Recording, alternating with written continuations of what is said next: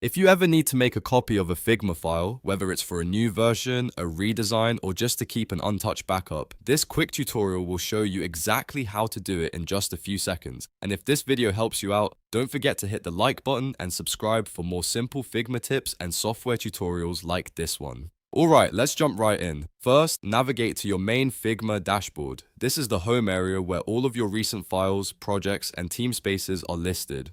Once you're on the dashboard, look through your design files and find the one you want to copy. You can either identify it by the file name or by the thumbnail preview, whichever is easier for you. After you've found the file, right-click directly on the file's name or the file thumbnail. A menu will appear with several options, and from that menu, choose Duplicate. Figma will instantly create a copy of that file for you. The duplicated file will usually appear alongside the original, and you can open it right away to start editing without affecting the original version.